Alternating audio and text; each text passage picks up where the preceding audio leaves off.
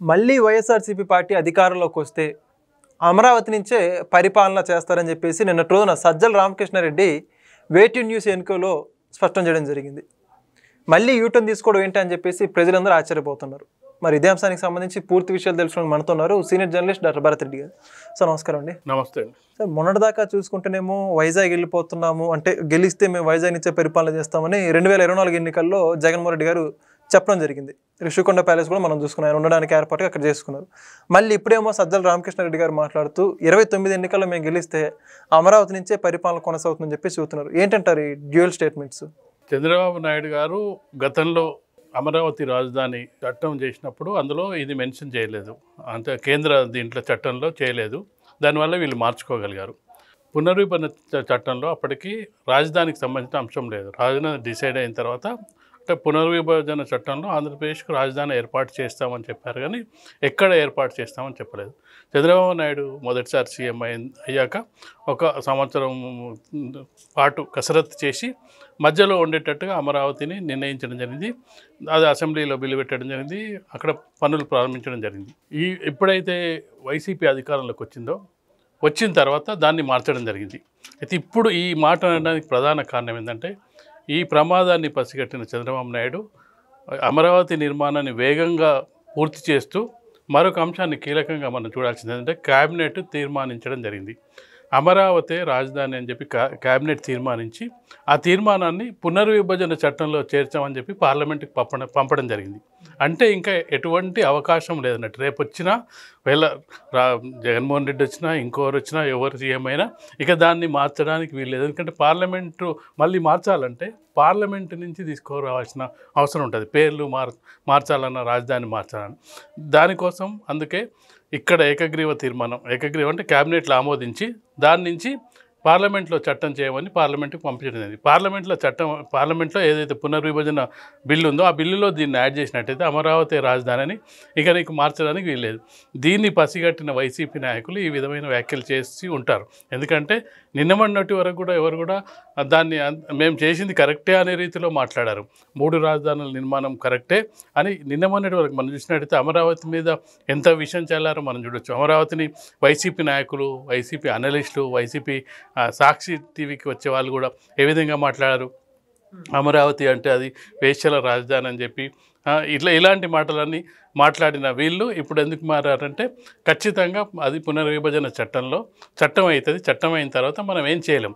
అలాగని ఇప్పుడు ఈ రాజధాని మార్చినంత అంటే 3 రాజధానులు పెట్టినంత మాత్రాన 3 రాజధానులు పరిపాలన సౌలభ్యం కోసమే ఏర్పాటు చేశాం, డీసెంట్రలైజేషన్ అవసరం, ఒకే దగ్గర నిర్మాణాలు జరిగినట్టయితే రాష్ట్రం అభివృద్ధి చెందదు, హైదరాబాద్ పరిస్థితి ఆ విధంగానే ఉందని చెప్పి సాకులు చెప్పడం జరిగింది. చెప్పి వైజాగ్ను, కర్నూలును ఏర్పాటు చేయడం జరిగింది. సరే, వాళ్ళైనా దాన్ని ఆహ్వానించి మరి గెలిపించారంటే అక్కడ కూడా గెలిపించలే, దాన్ని ఆహ్వానించలే, అక్కడ కూడా తిరస్కరించారు. ఇది వైజాగ్లో తిరస్కరించారు. రాజధాని వస్తుందంటే కొంత ప్రజల్లో సానుకూలత రావాలి కదా, ఎలాంటి సానుకూలత వైజాగ్ పరిసర ప్రాంతాల్లో రాలేదు. అలాగని కర్నూలు రాయలసీమ నా సొంతం అనుకునే జగన్మోహన్ రెడ్డి రాయలసీమ జిల్లాలోని కర్నూలులోనైనా పాజిటివ్ రిజల్ట్ వచ్చిందంటే అక్కడ కూడా రాలేదు. కాబట్టి దీన్ని బట్టి ఏమర్థమైందంటే ప్రజలు ఒకే రాజధాని కోరుకుంటున్నారు, ఒకటే రాజధాని. ఎందుకంటే ఎవరికైనా ఏ రాష్ట్రానికైనా మనం చూసుకున్నట్టయితే మనకు 29 రాష్ట్రాలు ఉంటే ఒక రాజధాని నువ్వు మిగతా ప్రాంతాలను అభివృద్ధి చేస్తే వేరే విధంగా అభివృద్ధి చేయక రాజధాని పేరు ఒకటే ఉంటుంది. 3 రాజధానులు అనే పేరు నువ్వు ఏం మెన్షన్ చేయాలి? ఆంధ్రప్రదేశ్ రాజధాని అంటే ఇప్పుడు మనం చూస్తాం రాజధాని రాష్ట్రం రాజధాని అని చూస్తాం. ఏది రాయాలి వీళ్ళు ఆంధ్రప్రదేశ్ ప్రజలు? ఇవన్నీ కన్ఫ్యూజన్లు క్రియేట్ చేయడం జరిగింది. దీన్ని దృష్టిలో పెట్టుకొని చంద్రబాబు నాయుడు దాన్ని పార్లమెంట్లో చట్టంలో రూపొందించడానికి చేసిన ప్రయత్నంలో భాగంగానే ఇప్పుడు ఇక తప్పని పరిస్థితిలో వాళ్ళు ఈ విధంగా వివరించడం జరుగుతుంది. ఒకవేళ ఇంకొక మాట కూడా అనడం జరిగింది, ఒకవేళ మేము కనుక మొన్న గెలిచుంటే వైజాగ్ నుంచి చేసేవాళ్ళం అని చెప్పి, అంటే వైజాగ్ నుంచే పరిపాలన సాగించాలి, వైజాగ్లోనే ఉండాలనే తాడేపల్లి ప్యాలెస్ ఎందుకు కట్టుకున్నారు? ఒకవేళ కనుక ఇప్పుడు సజ్జల రామకృష్ణారెడ్డి చెప్తున్నది మేము ఇంక మరొక మాట ఏంటంటే మేము 3 రాజధానుల గురించి ప్రస్తావించలేదని చెప్తున్న సజ్జల రామకృష్ణారెడ్డి జగన్మోహన్ రెడ్డి చాలాసార్లు చెప్పడం జరిగింది. 3 రాజధానులు ఉండాలి, మనకు పరిపాలన వికేంద్రీకరణ జరగాలి, హైదరాబాద్ ఆంధ్రప్రదేశ్కి రాజధాని ఉండడం వల్ల మొత్తం అక్కడికి వెళ్ళి పెట్టుబడులు పెట్టడం జరిగింది, మిగతా ప్రాంతాలు ఏవి అభివృద్ధి కాలేదని చెప్పి చాలా సందర్భాల్లో చెప్పిన జగన్మోహన్ రెడ్డి ఇప్పుడు సజ్జల రామకృష్ణారెడ్డి వచ్చి మేము అలాంటి మాటలు మాట్లాడలేదు, మళ్ళీ వచ్చే ఎన్నికల్లో మేము గెలిచినట్టయితే అమరావతి నుంచి నువ్వు గెలిచినా గెలకపోయినా నువ్వు వచ్చినా రాకపోయినా అమరావతి అనేది శాశ్వతంగా ఉండే విధంగా, రాజధాని ఉండే విధంగా చట్టం రూపొందించిన తర్వాత ఇక నువ్వేం చేయలేము, దాన్ని దృష్టిలో పెట్టుకొని అని ఉంటారు. ఓకే, మరి అయితే ఇప్పుడు 2024 ఎన్నికల్లో ఓటమి తర్వాత వాళ్ళకి తెలిసి వచ్చిందంటారు అమరావతి విలువ? ఖచ్చితంగా 2024 ఎన్నికల్లో ఎందుకు తెలిసి వచ్చిందంటే, ఎప్పుడైనా ఒక రాజధాని వస్తుందంటే ఒకసారి ఇక్కడ ఏంటంటే రాజధాని నిర్మాణం ఆగిపోయింది, రైతులు భూములు ఇచ్చారు, వాళ్ళు 5 సంవత్సరాల పాటు అక్కడ భూములు ఇచ్చిన రైతులు ధర్నాలు చేశారు, ఇక్కడ ఓడగొట్టారంటే మనం అర్థం చేసుకోవచ్చు ఇక్కడ రాజధాని తరలి వెళ్తుంది అని కొంత ప్రాధాన్యం 3 అన్నప్పుడు తగ్గిపోద్ది, ప్రాధాన్యత తగ్గిపోతుంది అన్నప్పుడు వీళ్ళు ఓడించారనుకోవచ్చు.